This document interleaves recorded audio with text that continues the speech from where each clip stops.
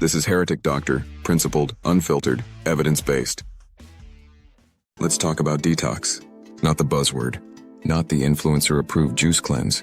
Not the 3-day reset promising to flush out decades of poor choices. Let's talk about what detox actually means, and whether spirulina deserves its glowing reputation as a detox superfood.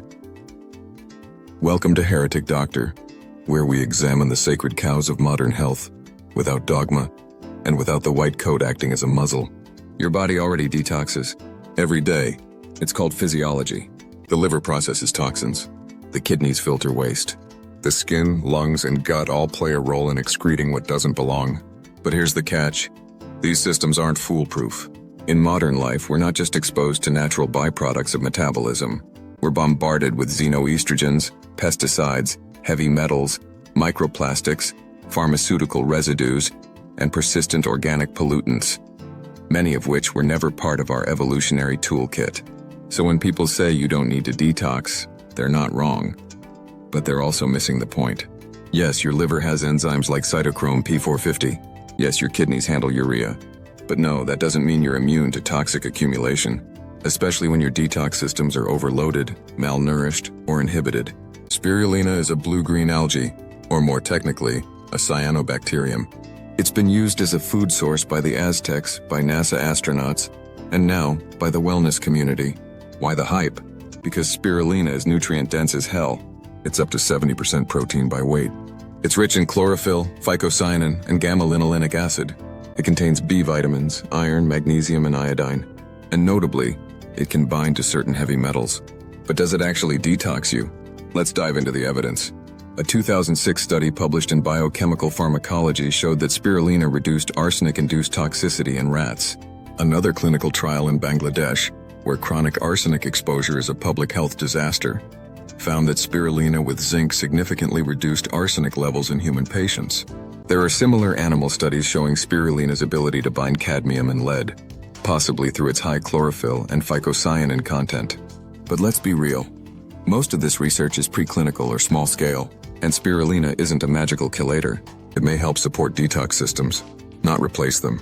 That said, spirulina can act as an antioxidant to reduce oxidative damage from toxins, bind certain metals in the gut, possibly preventing absorption, enhance liver enzyme function, supporting natural detox pathways. In other words, it doesn't flush toxins. It creates a better terrain for detox to happen, which ironically puts spirulina in the terrain theory camp more than the pharmaceutical one. But not all spirulina is created equal. Because it's grown in water, spirulina can accumulate heavy metals and microcystins, toxic compounds from cyanobacteria contamination. Translation: your detox food can become a toxin source if it's poorly sourced. So always look for third-party lab-tested brands, organic or wild-grown sources in clean water environments, products grown in controlled, contamination-free tanks. Also, spirulina isn't for everyone. People with PKU or autoimmune diseases may need to be cautious.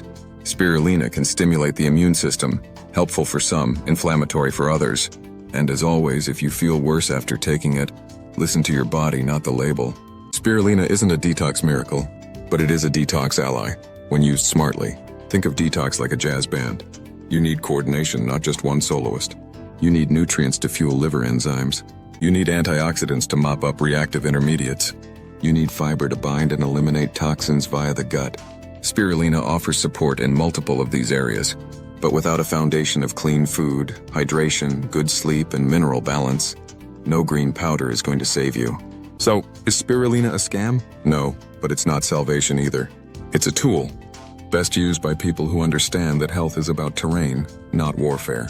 Not every toxin needs to be fought. Sometimes the smartest move is to nourish the body's ability to process and release what doesn't belong. In that sense, spirulina is less a detox agent and more a signal to return to balance.